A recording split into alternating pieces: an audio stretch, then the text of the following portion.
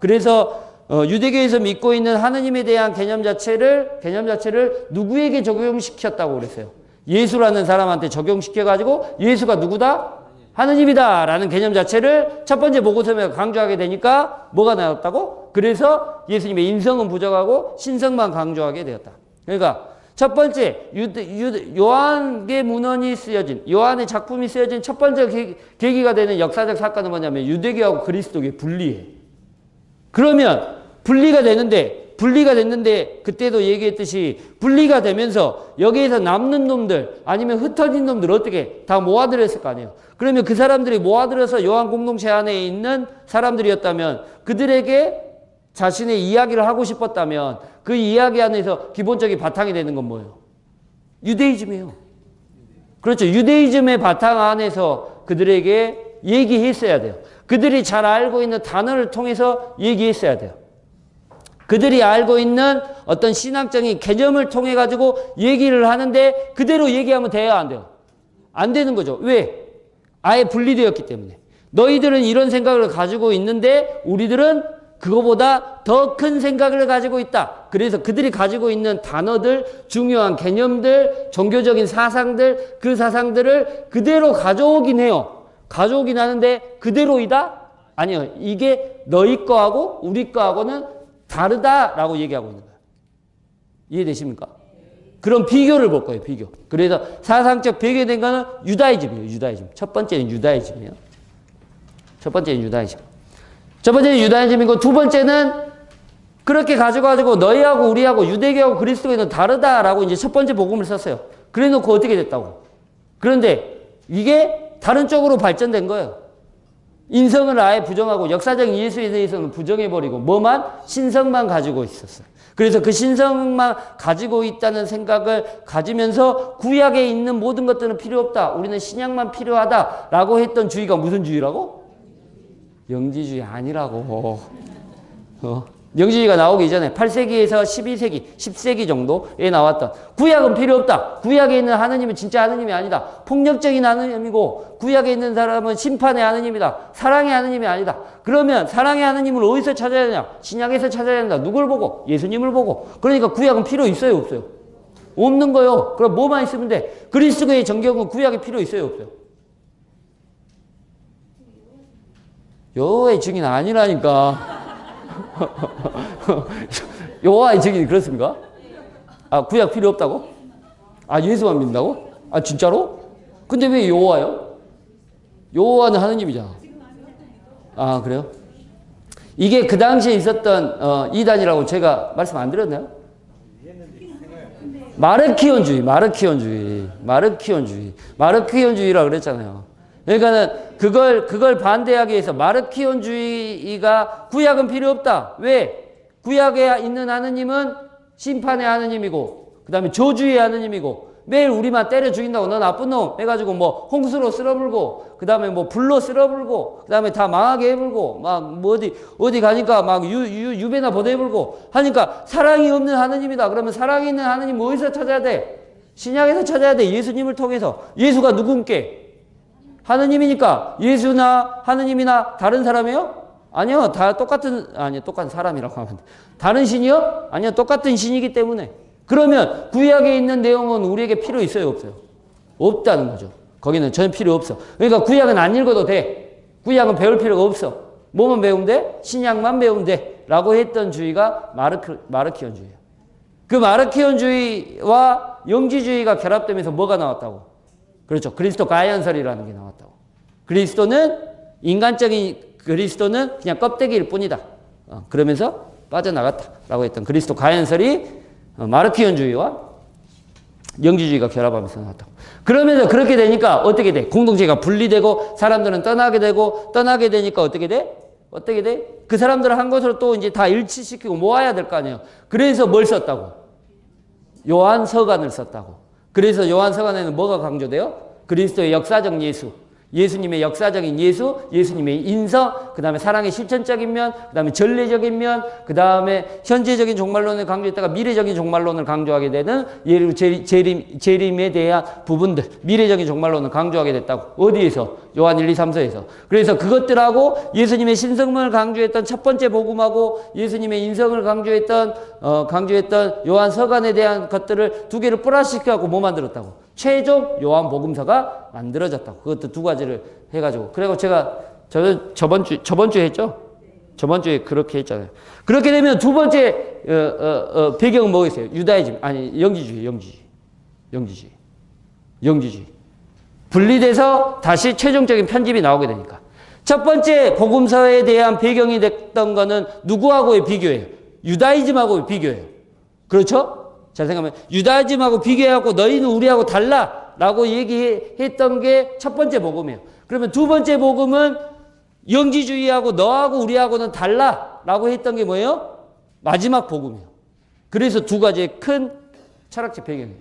그래서 유다이즘에서 있었던 어떤 종교적인 개념들, 그 다음에 언어들을 가지고 와가지고 너희하고 우리는 달라 라고 얘기하면서 그 단어들을 확장해서 개념을 얘기하고 있고요. 또한 마지막 복음에서는 영지주의에서 있었던 개념들을 가져와가지고 너희하고 우리하고는 달라라고 얘기하고 있는 거예요.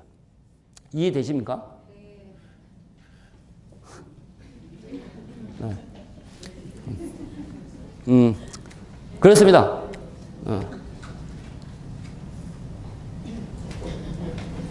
네. 아무튼 그래요. 그래서 오늘은 유다이즘만 볼 겁니다. 이제 제가 지금은 잘 설명이 안 되지만 조금 이따 들어보시면 설명될까요? 그러면 유다이즘을 얘기하면서 유다이즘에 관계되는 것들을 얘기해 보면 여러 가지 이야기들이 많아요. 유다이즘에 대한 이제 제가 이제 주로 요한복음에 대해서 아까도 말했듯이 첫 번째 요한복음, 그 다음에 최종 편집된 요한복음. 첫 번째 요한복음이라고 그러니까 첫 번째 요한복음 우리가 읽을 수 있어요, 없어요? 읽을 수 있어요. 뽑아내서 읽을 수 있으면 하는데 거기에서 이거 신성적인 부분들만 딱 이렇게 뽑아내서 읽으면 그게 이제 첫 번째 복음에서 내려온 전승이다라고 얘기는 할 수 있겠죠. 하지만 첫 번째 복음은 신성에 대해서 강조했고 그 다음에 요한복음을 보면서 최종 편집된 다른 전승들을 플러스하고 최종 편집된 요한복음이 지금 우리가 보고 있는 요한복음이에요. 그래서 첫 번째 부분 안에서 가지고 있는 단어들 중에 중요한 개념들을 뽑은 건데 너무 많아. 유다이즘적인 어떤 단어들. 그러면 우리들이 몇 가지 단어들을 뽑아봐야 돼요. 그러면 가장 유다이즘에서 가장 중요하다고 하는 단어들을 제가 뽑을 거예요. 여러분들 제가 이제 다 설명드렸으니까. 유다이즘은 AD 70년 예루살렘 성전이 무너지고 난 게 가장 큰 결정적인 계기가 됐어요. 그래서 그 시기를 통해 가지고 70년 이전의 유다이즘과 70년 이후의 유다이즘으로 나눠진다고 제가 말씀드렸어요. 기억나시죠?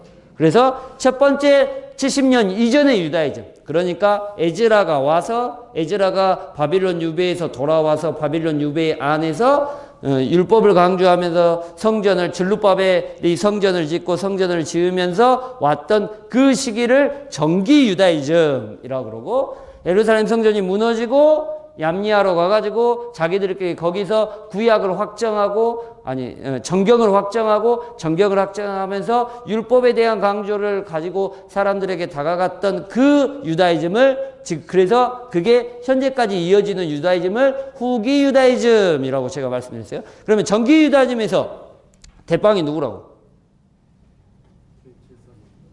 누구? 대빵이. 유다인들의 대빵이 누구예요? 왕 없었어요? 그렇죠. 사제 중에서는 누구? 그렇죠. 대사제. 사제 중에서 대빵. 왜 대사제가 제일 중요했어요? 대빵이었어요. 뭐가 중요하니까? 그렇죠. 성전이 중요하니까. 성전 안에서 가지고 있는 예배, 그 안에서 가지고 있는 재물, 그 다음에 그 안에서 가지고 있는 제사, 어떤 그런 예배. 예, 그 다음에 축제 때 가서 예루살렘으로 성전에 가서 예배 드리는 것들. 그래서 뭐가 중요해요? 예루살렘 성전 중심주의가 발전되게 되고 그게 정기 유다이즘의 큰 핵심이라고 얘기됐어요. 그러면 정기 유다이즘에서 가장 중요한 게 뭐예요? 성전이에요, 성전. 그러면 성전이 어떻게 됐다고 이제 70년에 완전히 무너졌죠. 무너져가지고 어떻게 돼요? 무너지면서 구심점이 없어졌어요. 유다인들이 함께 구심점이 없어져서 얌리아 회의를 통해서 뭘 확정했다고? 구약을 확정했죠. 구약을 확정한 이유는 뭐예요? 뭘 중심으로 살아가기 위해서? 그렇죠. 율법을 중심으로. 그래서 크게 두 부분으로 나누면 정기 유다임에서 가장 중요한 개념, 그들의 중심이 됐던 게 뭐예요? 성전이죠. 후기 유다이즘에서 가장 중심이 된 건 뭐예요? 율법이에요. 그래서 전통적 유다이즘이라고 하면 두 가지의 개념을 저는 선택했어요. 그게 뭐냐면 성전과 율법이라는 두 가지 개념을 어떻게 요한복음 사가가 요한이라는 사람이 그 개념을 가져와 가지고 의미를 확장시켰는지 볼 거예요. 성경 안에서 그 의미를 어떻게 확장시켰는지, 그 다음에 유다이즘에는 성전이라는 개념이 어떤 개념이고 율법이라는 개념이 어떤 개념인지, 그래서 그것들을 어떻게 그리스도교 안에서 그리스도인들에게 어떻게 확장하고 있는지를 얘기하면서 볼 겁니다. 네. 첫 번째, 성전에 대한, 성전 그리고 회당에 대한 부분들을 얘기해 볼까요?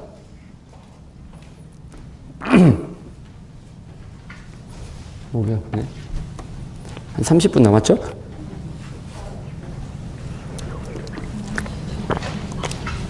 일단 율법 전통 유다이즘 안에서 성전이라는 개념이 어떤 개념이냐면 하나님의 현존을 나타내고 믿었던 곳, 그 다음에 예배와 경배로 하나님을 만났던 곳, 그 다음에 벳이라는 집이라는 말을 사용해서 뭐가 강조돼요? 장소적이고 공간적인 개념으로 많이 사용하게 돼요.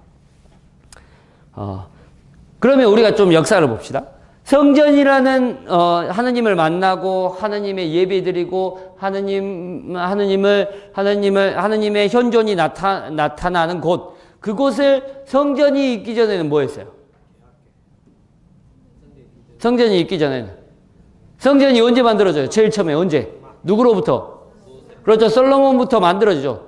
솔로몬이 최초의 성전을 만들었죠. 그러면 그 전에는 하느님과 예배를 드렸던 곳이 없었어요? 어디요? 뭐요? 그렇죠. 성막. 만남의 장막이라고 하는. 만남의. 그러면 하느님의 현존을 나타내는 곳은 어디였어요? 만남의 장막이었어요? 그렇죠. 지성소라고 하는. 특히 지성소 중에서도 어디? 그렇죠. 증거궤라고 하는 계약의 궤 위에. 좀 이따 이제 보겠지만 계약의 궤라는 거죠. 일단 그 출발점을 잘 보셔야 돼요. 하느님이 처음에 그러면 그거보다 더 역사적으로 더 올라가서 성막을 언제 지으라고 해요? 언제? 여호수아 때? 여호수아 때 훨씬 전이요. 모세 때 어디서? 시나이산 계약이 끝나고 나서, 그렇죠? 성막을 짓고 계는 어떻게 만들고 그 계약법전에 나오잖아요. 계는 어떻게 만들고 성막을 어떻게 만들고 그다음에 너희가 속죄제를 지을 때 어떻게 해야 되고 그다음에 뭐 번제를 지을 때는 어떻게 해야 되고 어떤 놈을 잡아가지고 어떻게 죽이고 뭘 뿌리고 어떻게 하고 했던 것들이 다 나오잖아요. 그게 이제 어디까지 이어져요? 이제 40년 동안 광야 생활하면서 레위기 그다음에 신명기까지 이어지면서 그러한 구약의 율법들이 정해지게 되죠. 그러면 성막을 이렇게 하고 있는데, 이렇게 메고 가고 있잖아요. 그럼 그건 성막 칠 수 없잖아. 걔를 이렇게 들고 가잖아. 그때는 뭘로? 천막은 안 쳤단께. 천막은 쳐야 되잖아. 안 쳤다고. 그러면 뭘로? 걔는 들고 다닌단께. 그때 하느님의 현존을 나타내는 게 그 물건이 있었어요. 아니, 물건이라고 하네. 하느님의 현존을 나타내는 징표가 있었어요. 그게 뭐예요? 그렇죠. 구름하고 뭐? 불기둥. 그렇죠. 구름과 불기둥. 그 전에도 있었어요. 그 전에 잘 생각해 보세요. 그 전에. 하느님의 현존을 왔다 갔다 할 수 있는 곳이었어요. 모세 때, 그렇죠. 떨기나무. 불에 타지 않는 떨기나무. 불이죠. 불로. 그 전에도 있었어요. 하느님의 현존을. 하느님이 사는 곳을 보여줄 수 있는, 왔다 갔다 할 수 있는 뭘로? 그렇죠. 사다리. 누구? 그렇죠. 야곱. 그런 거 보면 진짜 많아요. 그 다음에 상수리나무. 그런 것들. 머리를 패고, 그 다음에 이제 뒤로 넘어가면 또 뭐가 있어요? 아주까리, 막 나무, 막 해갖고 그늘이 막 쳐지고 막 이제 있죠. 그게 누구야? 요나. 그 다음에 또 사람 있죠. 까마귀가 막 와가지고 막 물 물어주고 하는.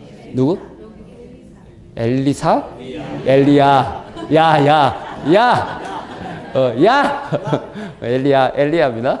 그게 호레사로 넘어가지고 했다. 예, 그런 것처럼 그 하느님의 현존을 나타내는 것들에 그러면 거기에 그 사람들은 뭘 쌓아요? 계속해서 뭘 쌓아요? 그렇죠. 제단을 쌓죠. 재단을 쌓아서 하느님이 예배할 수 있도록 하고 그것들이 다 모아져가지고 뭘로 발전해요? 그렇죠. 성전으로 발전해요. 그러니까 단순히 성전이라는 것들은 그냥 집을 만드는 개념이 아니에요.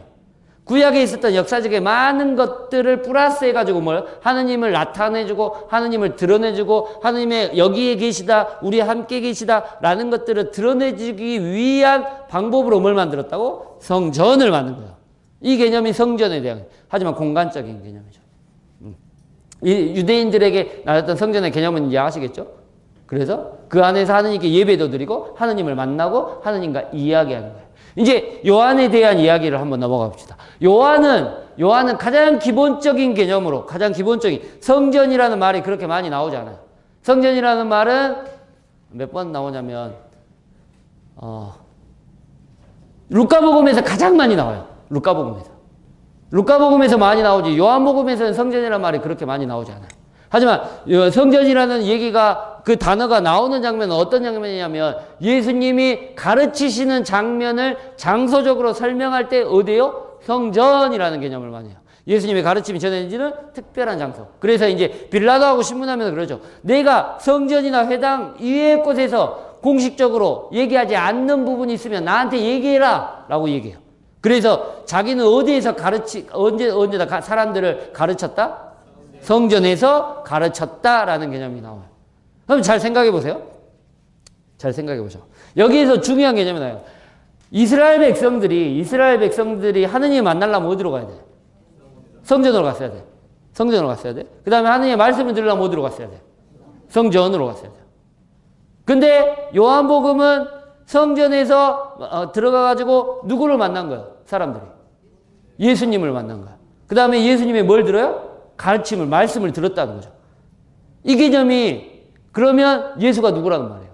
그렇죠. 예수가 하느님이라는 개념 자체를 성전에서 가르치고 성전에서 했다는 개념으로 바꾸는 거예요. 성전이라는 개념을 통해 가지고 성전에서 하느님을 만났지만 여기 성전에 들어가면 이제 너희는 누구를 만날 것이다? 예수를 만날 것이다. 누구와 같이? 너희가 만났던 하느님과 똑같이 누구를 만날 것이다? 예수님을 만날 것이다. 그러니까 이것을 변증법적으로, 논증적으로 얘기하면, 그러니까 너희들이 성전에 들어가고 만났던 하느님이라면 너희들이 지금 가가지고 만났던 예수님과 그러면 그렇게 성전에서 가면 하느님도 만나고 예수님도 만났다면 성전에 들어가면 누가 있을 거예요? 예수님이 있을 거예요. 성전에 가면 그 전에 누가 있었어? 하느님이 있었어. 그러면 너희가 만났던 하느님하고 너희가 지금 지금 만나는 예수님하고 어떤 사람이라고? 같다라는 개념이에요. 그러니까 자신들의 기본적인 사상을 성전이라는 개념을 가르쳤다는 특별한 장소적인 개념으로 만들어서 어떻게? 그것들을 말하고 있는 거죠. 이건 아주 기본적인 개념이에요. 기본적인. 제가 아까 이제 이해되시죠? 자기들이 가지고 있었던 생각을 더 붙여가지고 더 큰 개념으로 확장시켰다는 개념이 성전이라는 개념을 그 전에 그냥 하느님을 만나는 곳인데 그냥 성전이라는 개념을 요한복음에서는 하느님도 만나고 또 누구를 만나? 예수님을 만났으니까 그러면 하느님하고 예수님이 누구라고? 같다라는 개념까지 어떻게 플러스된 거라고 그런 개념으로 확장시켜서 얘기하고 있는 겁니다. 두 번째 개념은 아주 잘 설명되어 있어요. 그게 어디냐면 성전정화의 이야기 안에서 21장 성전이 뭐다? 거기서 지가 설명해요. 요한이라는 그 사람이 예수님이 21장 볼까요? 요한복음 21장 한번 볼까? 요한복음 2장 21절입니다. 네, 2장 21절. 성전 영화에 대한 이야기는 다 아시죠? 네.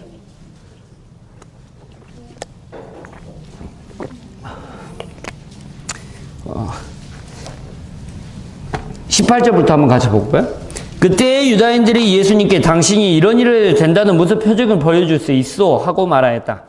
그러자 예수님께서 그들에게 대답하셨다. 이 성전을 허물어라. 그러면 내가 사흘 안에 다시 세우겠다. 유다인들이 말했다. 이 성전을 46해나 걸려 지었는데 당신이 사흘 안에 다시 세우겠다는 말이요. 그러자 그러나 그분께서 성전이라고 하신 것은 뭐라고? 당신 몸을 두고 하신 말씀. 아주 친절하게 설명이 되어 있죠. 요한복음사가 성전이라는 개념을 뭘로 생각하고 있었다고? 예수님의 몸으로 생각하고 있었다는 개념 자체를 가지고 있는 거예요. 근데 여기는 아주 굉장히 여러 가지 의미가 많이 포함되어 있어요. 일단 요한복음사가가 성전 정화에 대한 이야기를 여기에 놓은 이유가 뭐라고 그랬어요? 첫 부분이에요. 첫 부분. 2장이면 첫 부분이에요. 2장이면 첫 부분. 근데 공안복음 안에서는 예수님의 성전 정화에 대한 이야기가 어디서? 거의 끝부분에 있다고 그랬어요. 예수님의 죽음, 예수님의 순환사 바로 앞에 뭐가 있다고? 성전 정화에 대한 이야기가 나오는데 요한복음은 성전 정화에 대한 이야기가 예수님의 첫 부분, 공생활 첫 부분에 들어가 있어요. 요한복음은 첫 부분, 공간복음은 끝부분. 그러면 어떤 거죠? 언제 성전 정화를 했던 거예요? 예수님의 공생활을 시작할 때 성전 정화를 했을까? 아니면 예수님이 끝날 때 성전 정화를 했을까? 끝날 때 했다고? 내가 그렇게 대답하면 안 된다 그랬죠. 뭐라고? 모른다고. 항상 내가 다 이렇게 얘기하잖아요. 이렇게 얘기하면 모든 사람들이 둘 중에 하나 찍어. 내가 그러면 안 된다고 계속해서 얘기해도 모른다고가 정답이라고. 그런데 모른다고 얘기한 사람 별로 없어요. 다 둘 중에 하나 찍어. 끝날 때, 시작할 때. 그 줄거리상으로요, 추정을 해보면은 이제 싸움이 정말 격렬해지지 않습니까? 네. 그럼 격렬해지고 나서 십자가상에 돌아가셨기 때문에 예수님 죽음 직전에 이 사건이 있었다고 추리하는 것이 맞을 것 같아요. 근데 이제 뭐 추리하면 이제 뭐 그럴 수도 있는데요. 추리하면 그럴 수도 있는데요. 예수님이 죽기 전에 이제 그들을 죽일 음모를 꾸몄다라고 시작했던 건 뭐냐면 예루살렘 여정기 시작기예요. 시작기. 마르코복음도 마찬가지고 루카복음도 마찬가지고 예수님을 죽일 확실한 것들을 얘기하고 있는 거는 그때부터 기회를 보고 있는 거죠. 성전 정화 이전부터 예수님의 죽일 생각은 다 가지고 있었어요. 그래서 그때부터 작업을 했죠. 유다에게부터. 그러니까 이제 그들이 예수님을 어떻게 죽일까 모의하기 시작했다는 것은 성전 정화 훨씬 이전이에요. 훨씬 이전이죠. 그렇게 되니까 성전 정화에 들어가 예루살렘 성전 정화에 대한 이야기는 그렇죠. 이제 많은 학자들이 성전 정화에 대한 이야기를 거의 끝부분이라고 이야기할 수 있다라고 얘기해요. 근데 제가 말씀드렸잖아요. 성전 정화에 대한 이야기가 끝부분에 들어갈 수 있는 이유밖에 없어요. 예수님이 예루살렘을 공간복음 몇 번 가요? 한 번밖에 안 가신다니까요. 그러니까 성전 정화를 할 수 있는 기회가 뭐예요? 끝에밖에 없어요. 한 번밖에 안 가니까. 근데 요한복음은 예루살렘 몇 번 가세요? 3번 가신다는 거죠. 3번 가시니까 공생활 안에서 첫 번째도 마지막에도 할 수 있는데 그게 첫 번째 얘기할 수 있다는 거죠.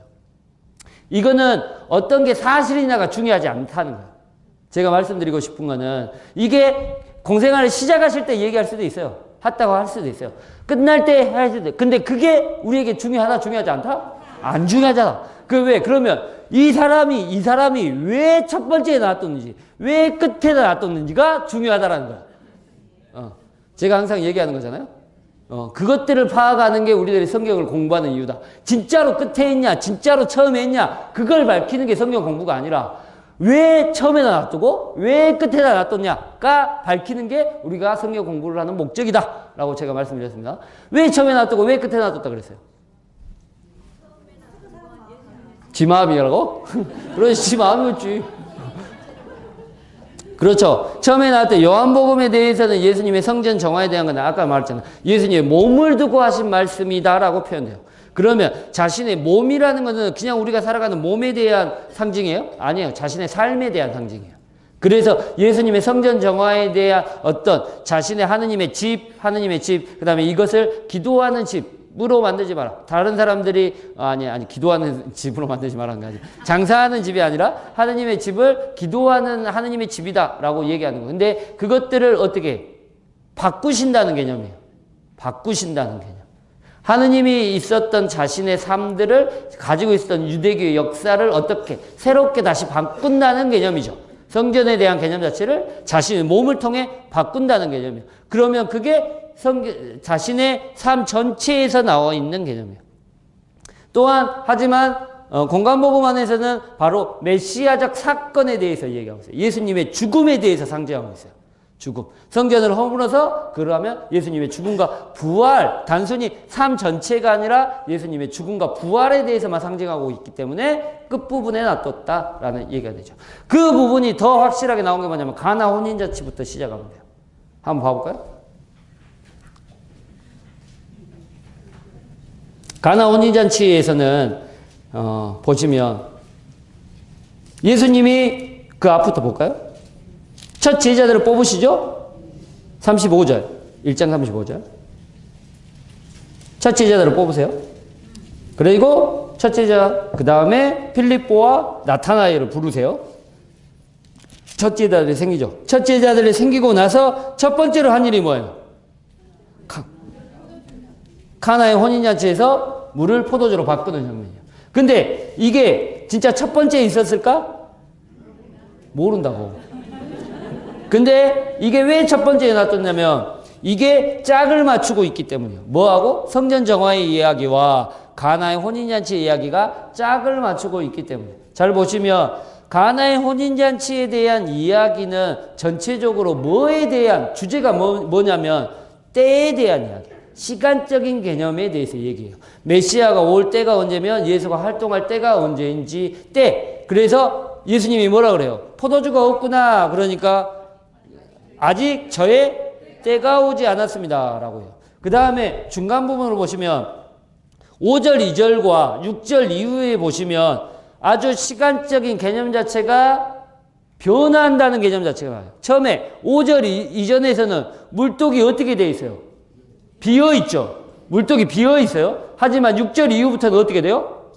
채워져 있죠. 그 다음에 포도주가 없어요. 근데 6절 이후부터는 포도주가 어떻게 해요? 가득해요.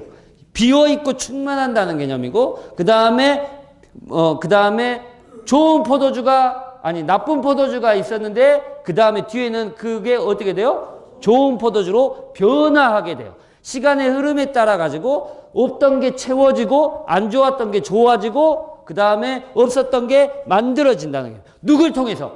그렇죠. 예수를 통해서. 그런 시간적인 개념. 이게 뭐예요? 모든 것들이 그런다는 거예요. 죽음이 부활이 되고 그 다음에 부정이 뭐가 돼요? 긍정이 된다는 거예요. 누굴 통해서? 예수를 통해서. 그래서 시간적인 개념. 예수가 오니까 안 좋았던 게 없었던 게 채워지고 안 좋았던 게 좋아진다는 개념. 그게 이제부터 자신의 삶 안에서 그렇게 이루어진다라는 개념이에요. 그걸 시간적인 개념으로 변화에 대한 시간적인 개념으로 얘기하고 있다면 두 번째 성전 정화에 대한 이야기는 시간적인 개념이 아니에요. 어떤 개념들로 많이 채워졌어요? 공간적인 개념으로 많이 채워졌어요. 그래서 성전이라는 공간에서 어떻게? 공간을 비우죠? 그 공간을 비워요? 그 공간이 비운 상태에서 그 공간이 어떻게 돼요? 무너져요? 무너지면 어떻게 돼요? 다시 세우죠? 세웠는데 그 세운 게 뭐예요?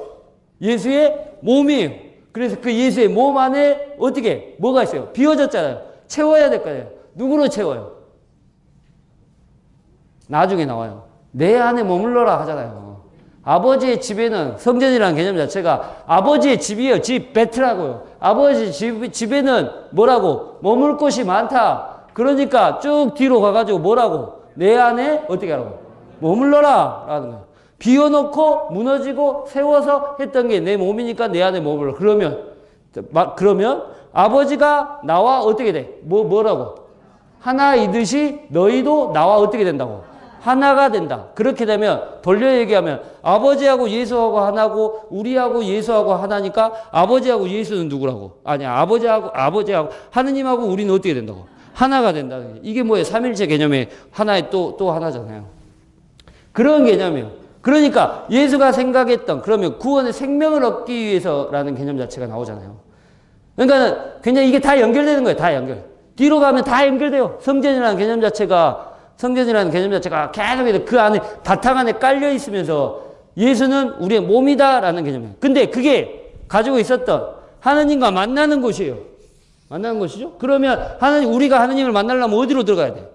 성전으로 들어가야 돼. 그 전에는 성전으로 들어갔어야 돼. 근데 예수가 오면서 어디로 들어가야 돼? 그렇죠. 예수에게 들어가야 돼. 그게 뭐예요? 믿음이라는 거죠. 그래서 나중에 율법 안에서 다음 주에 얘기했지만 율법 안에서 뭐예요? 하나가 되기 위해서는 어떻게 해야 된다고? 내가 너희를 사랑한 것처럼 너희도 나를 어떻게 하라고? 사랑하라고. 내가 예수 안에 들어가려면 들어가고 하느님을 만나려면 어떻게 해야 돼?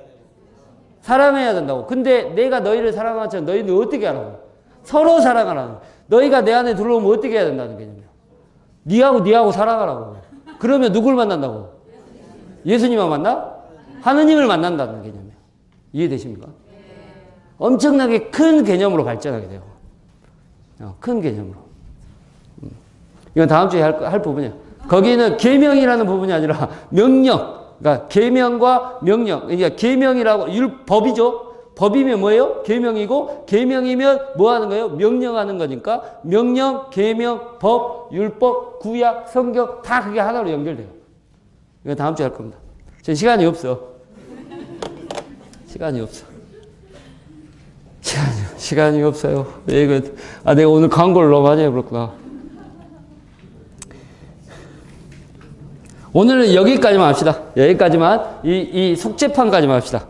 원래 예수님의 몸을 얘기할 때 또 하나 이제 예수님의 몸이라는 개념을 여러 가지 방법으로 요한복음은 설명을 하게 돼요. 여러 가지 방법으로. 원래 요한복음 안에서 그 당시에 있었던 그리스도인들에서 예수님의 몸이 아니라 성전이라는 거, 예수님과 뭐하고를 중점적으로 비유하게 됐냐면 예수님의 몸이라는 첫 번째 개념이 어떤 개념이냐면 속죄판에 대한 개념이에요. 왜 안 나오냐? 이게 아니지. 속죄판에 대한 개념이에요. 속죄판. 이 성전에 대한 지성소 안에 있는 계약의 계가 있는데 그 계약의 계 안에 속죄판. 속죄판이 뭔지 아세요? 모르죠. 그래서 속죄판 보세요. 이게 속죄판이야. 아니 이게 계약의 계요. 계약의 계. 보시면 이게 계약의 계요. 여기가 이제 이 밑에가 이 안에 이제 있고 이 안에가 있는 게 뚜껑이죠. 뚜껑. 이게 뚜껑이요. 이 뚜껑을 뭐냐면 속죄판이라고 해요. 여기 보시면 속죄판.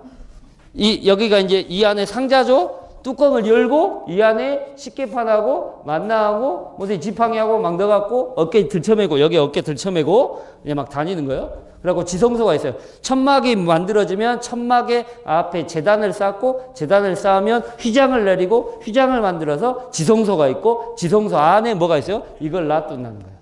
그러면 속죄판은 뭘로 구성되어요? 금으로 금박을 입은 뭐가 지키고 있어야 돼요. 이걸 뭐라 그래요? 커룹이라고 하죠. 커룹이 뭐예요? 천사예요. 천사. 그럼 케루비는 뭐예요? 케루비는 뭐고 커룹은 뭐예요? 남자고 여자요? 천사가 남자고 여자고 따로 있어요? 그러면 가브리엘은 남자예요, 여자예요? 커룹하고 케루빔하고 다른 게 뭐예요? 비슷하죠? 복수형이요. 커룹의 복수형이 케루빔이에요. 다 속아. 다 다른 줄 알아? 아니요. 그러니까는 커룹들이라고 하면 케루빔이라는 거예요. 케루빔, 세라핌, 케루빔, 세라핌 그러잖아요. 왜냐하면 커룹은 하나로 나와 있지 않아요. 에젤키에서나 아니면 시편에서 커룹에 대한 이야기들 나오면 복수로 얘기해요. 그래서 커룹들을 설명하면 어떤 놈들? 사람처럼 직립보배하고 팔, 다리가 있는데 얼굴은 어떤 놈들? 황소가 많아요. 소가. 서로 되어 있는 놈들. 그러니까 반신반인처럼 생긴 놈들. 근데 어떻게? 날개가 달렸어. 그래서 우리가 대충 누구라고 그래요? 천사라고 해요. 그래서 얼굴은 우리가 네 복음서를 상징하고는 소, 인간, 독수리, 사자. 이 네 가지 얼굴을 하고 있는 것들이 커룹이라고 하죠. 그게 에제키에서 1장하고 10장에 나와요. 제가 다 조사해봤어요. 제가 이렇게 잘 알겠어요? 내가 커룹이 뭔가에 대해서 이렇게 찾아봤지? 저도 잘 몰라. 그러면 이 속죄판이 뭐예요? 일명 말해서 이 계약의 계가 뭘까? 그냥 담아놓은 상자요? 여러분들 계약의 계가 뭐라고 생각하세요? 그러면 상자요? 담아놓은 건 상자요? 하나님의 현존이요. 그래도 이게 이제 물건이잖아요. 물건이면 쓰이는 물건이 있을까요? 그냥 담아놓는 이동하고 있는 상자요? 십계명 이 안에 있다니까. 십계판은 따로 있겠지. 그러면 십계판을 넣어갖고 다니는 상자요? 용도가 뭐예요? 용도가 성전을 뭐라고? 아니 이 물건의 용도 이 물건의 영조 그냥 상자요? 재단이요? 아니요. 재단은 따로 있어요. 여기는 뭐예요? 이게 뭐예요? 용도가? 의자예요. 의자. 의자라고 의자. 의자라고 의자. 왜냐하면 왕자라고 표현돼요. 하느님은 왕자를 지키고 있는 게 뭐예요? 커룹이에요. 하느님의 왕자를 바치고 있는 게 뭐예요? 또 어떤 책에서는 발판이라고 얘기해요. 하느님이 서 있는 발판. 그래서 전쟁이 일어나면 어떻게 돼요? 저걸 가지고 가잖아요. 왜? 하느님이 그곳에 내려가고 우리와 같이 어떻게 한다고? 싸워주신다라는 개념을 가지고 있기 때문에. 그러니까 어떤 표현에서는 그게 시편의 표현에서는 하느님의 왕자를 떠받치고 있는 게 누구예요? 네 마리의 커룹들이에요. 캐룹이에요. 캐룹이. 그래서 아까 말했던 사람, 독수리, 사자, 소 이 네 마리들이 떠받치고 하느님의 왕자를 떠받치고 있다라고 하니까 이 커룹들이 하느님의 왕자. 우리가 좌라고 하는 거는 뭘 상징해요? 의자는 뭘 상징해요? 그래 앉는 거죠. 의자 그러면 서 있는 거요. 권위를 상징해요. 권위를. 그러니까 우리가 주교님이 구역장이 아니라 주교님이 뭐라고 해야 되지? 교구 안에서 주교님이 관리하고 있는 본당 주교로 관리하고 있는 성당을 뭐라 그래요? 주교 좌성당이라고 그래요. 그래서 우리가 얘기하면 뭐라고? 좌한다고 그러죠. 앉는다고 그래요. 권위를 상징하고 있어요. 그래서 임동에 가시면 의자가 여기 큰 놈 하나 있고요. 옆에 조그만 놈 하나 있어요. 여기는 뭐예요? 주교님 의자예요. 거기 아무나 가갖고 앉으면 빰 맞아요. 여기는 아무나 가갖고 앉으면 안 돼. 주교님만 앉아요. 그것도 교구장 주교만 앉아야 돼요. 거기는 주교라고 아무나 앉을 수 없어요. 그 안에. 거기는 대빵만 앉아요. 대빵만. 유일하게 대빵만. 그러니까 여기는 누구만 앉아야 돼? 그렇죠. 하느님만. 하느님의 권위를 상징하죠. 그래서 하느님의 현존을 상징하고 하느님의 권위를 상징한다 그래서 하죠. 이게 속죄판이에요. 속죄판. 이게 속죄판. 왜 속죄판이라면 속죄죄를 지을 때 했던 행위가 나와요. 그건 한번 읽어보세요. 그게 어디에 나오냐면 속죄죄를 지을 때 했던 게 레위기 16장 12절에서 15절에 속죄일에 했던 행위 자체가 나와요. 레위기 16장 12절에서 15절에 나옵니다. 거기도 보시면 항소 한 마리를 데리고 와가지고 재단에서 그걸 태워요. 숯불을 갖고 와가지고 그것들을 태운 향기를 어디에 가득 채우게 해? 속죄판 위에 가득 채우게 해. 그래갖고 속죄판 위에 가득 채우게 한 다음에 거기에 있는 황소의 피를 이 속죄판 동쪽에 7번 빡 뿌려. 그 다음에 다시 7번은 손가락에 그 피를 찍어가지고 이 속죄판 앞에 7번을 빡빡빡빡빡 뿌려. 그러면 내 죄가 어떻게 된다고? 그렇죠. 누구의? 속죄에 대한 이야기를 자체에서 얘기하죠. 그런 것처럼 이 속죄판은 속죄일에 내 죄를 없이 만들어주는 예식 자체가 거행되는 그곳이 바로 어디냐면 저 커룹이 있는 속죄판이었죠. 성전이라는 개념 중에서는 가장 중요한 부분이고 하느님을 만나고 하느님을 체험하고 하느님을 느끼게 해줄 수 있는 가장 중요한 게 그래서 또한 그 안에서 내 죄를 없애주는 것이었어요. 근데 예수님의 십자가와 부활을 생각해 보세요. 예수님이 죽고 예수님이 부활해서요. 왜? 마르코복음 10장 14절에 우리들의 죄의 몸값으로 우리의 죄의 몸값으로 당신의 죽음을 상징하고 있죠. 그러면 황소가 죽어서 우리의 죄를 대신해서 죽은 것처럼 우리의 죄를 대신해서 누가 죽었다는 거야? 예수님. 거기에 속죄판에 뿌려질 피가 누구의 피라는 거야? 그렇죠. 예수님의 피라는 개념을 가지고 있어요. 그 얘기를 누가 하고 있냐면 바오로 사도가 얘기하고 있어요. 그게 어디 나오냐면 로마서 3장 25절. 로마서 3장 25절. 네, 나옵니다. 그 내가 다 적었나요? 여기 적어졌으네. 로마서 3장 25절에 나옵니다. 거기 한번 읽어보시면 됩니다. 시간이 없으니까 제가 같이 안 읽고 읽었다고 합시다. 거기에 보면 한번 읽어볼까요? 로마서 3장 25절. 로마서입니다. 하느님께서는 예수님을 속죄의 제물로 내세우셨습니다. 예수님의 피로 이루어진 속죄는 믿음으로 얻어집니다. 사람들이 이전에 지은 죄들을 용서하시어 당신의 의로움을 보여주시려고 그리하신 것입니다. 여기서 그랬죠? 예수님께서 뭐 속죄의 제물로 되셔가지고 자신의 피를 어디다 뿌려? 속죄판에다 뿌리니까 그걸 통해 우리의 죄가 없어진다. 그래서 예수님의 몸이다라는 개념, 성전이 예수님의 몸이다라는 개념은 성전 전체가 예수님의 몸이라는 개념보다는 그 당시에 바오로 사도는 어떤 개념을 가지고 있어요? 이 속죄판이 예수님의 몸이다라는 개념을 그 당시에는 가지고 있었다라고 하는데 이거는 조금 비약적인 면이 조금 없지 않아 있어요. 그래서 저는 이 학설에 대해서는 그렇게 받아들이지 않습니다. 그냥 이런 것이 있다라고 해요. 저는 두 번째 의미가 더 중요하다고 생각들어요. 근데 두 번째 의미를 하려고 본 게 시간이 가버렸어요. 시간이 가버렸어요.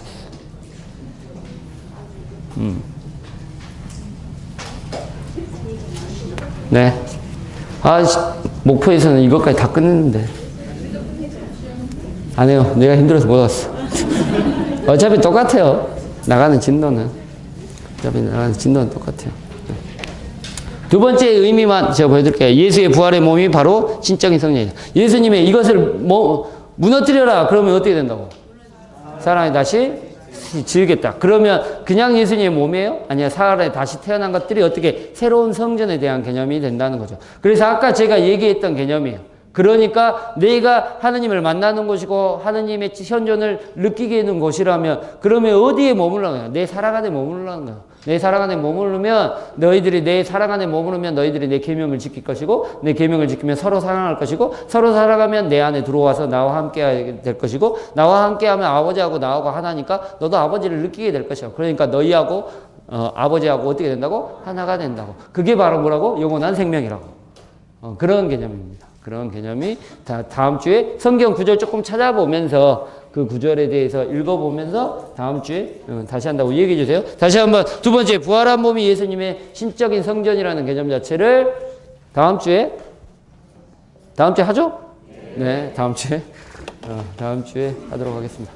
질문 있으십니까? 없으시죠? 네, 마무리하도록 하겠습니다. 성부와 성자와 성령의 이름으로 영광이 성부와 성자와 성령께 성부와 성자와 성령의 이름으로 수고하셨습니다.